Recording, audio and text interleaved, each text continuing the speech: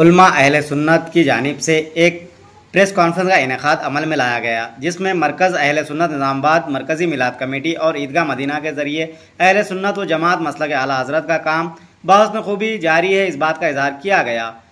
وقتاً فوقتاً بعض انتظامی معاملات ہوتے ہیں جو آپسی مشاورت کے ذریعے ہی حل کیے جاتے ہیں، اس بات کا بھی اظہار کیا۔ گزشتہ چند دنوں سے بعض علماء و ائمہ غیر ذمہ دارانہ حرکات کا مظاہرہ کرتے ہوئے مرکز اہل سنت نظام آباد اور ضلعی مرکزی میلاد کمیٹی کے بعض ذمہ داران سے اپنے کچھ ذاتی اختلافات اور معاملات کی وجہ سے اس کے خلاف پروپیگنڈا کرنے کی جی توڑ کوشش کر رہے ہیں، اس بات کا بھی الزام عائد کیا۔ اسی ضمن میں ایک اخباری رپورٹ اور پریس میٹ شائع ہوئی جسے مولانا شاہد رضا نے جھوٹ کا پروپیگنڈا قرار دیا۔ ان حالات کو دیکھتے ہوئے شہر کے مدارس و مساجد کے علماء ائمہ کی ہنگامی میٹنگ منعقد کی گئی۔ ساری باتوں کو نظر رکھتے ہوئے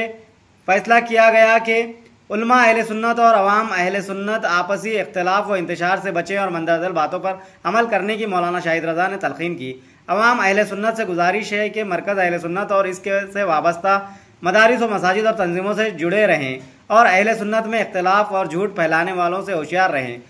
اخباری رپورٹ اور پریس میٹ سراسر جھوٹ پر مشتمل ہونے کا بھی اظہار کیا، جس کا مقصد صرف اور صرف اختلاف و انتشار ہے، اس بات کا اظہار کیا اور خود کو ان تمام چیزوں سے محفوظ رکھنے کی تلقین کی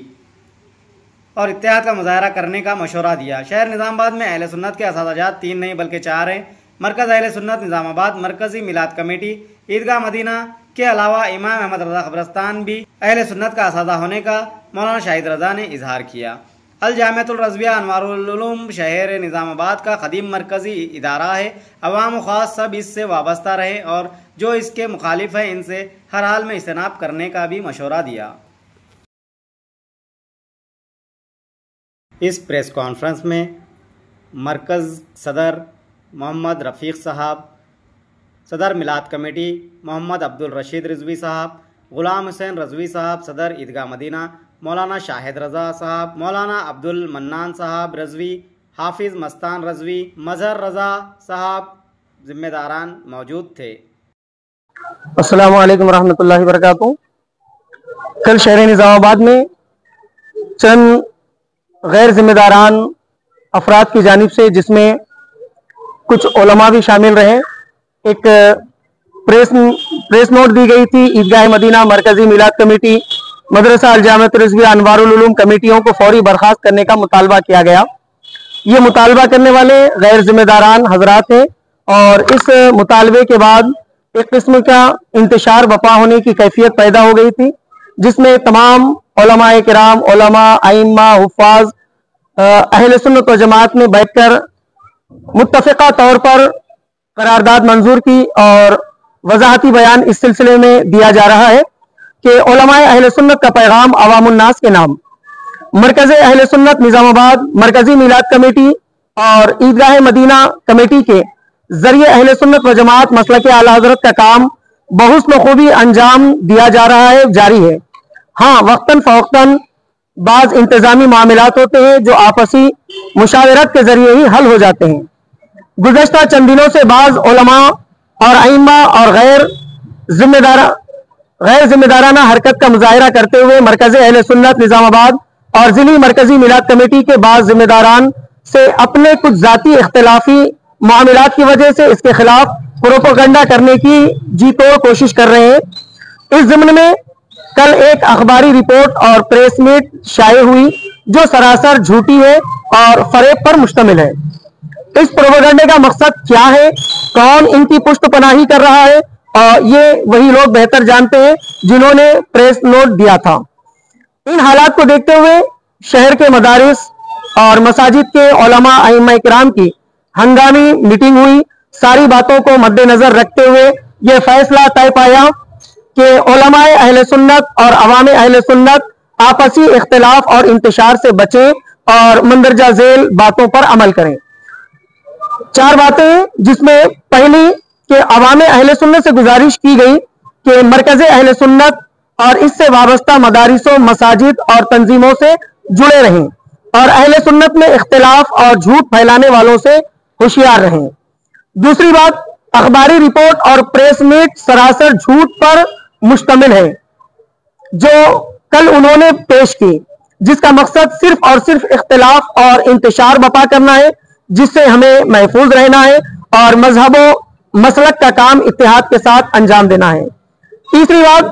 کہ شہر نظام آباد میں اہل سنت کے اثاثہ جات 3 نہیں ہیں بلکہ 4 ہیں۔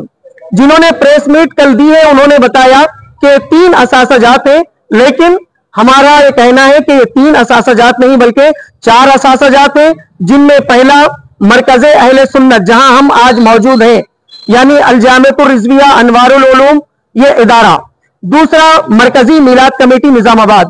تیسرا اثاثہ شہر نظام آباد کا اہل سنت و جماعت کا عیدگاہ یعنی عیدگاہ مدینہ اہل سنت و جماعت، اور چوتھا اثاثہ امام احمد رضا قبرستان، جس سے آج تک عوام الناس کو غافل رکھا جا رہا ہے۔ تو یہ اہل سنت کے 3 نہیں بلکہ 4 اثاثہ جات ہیں۔ اور چوتھی بات، الجامعۃ الرضویہ انوار العلوم شہر نظام آباد کا قدیم مرکزی ادارہ ہے۔ عوام و خواص سے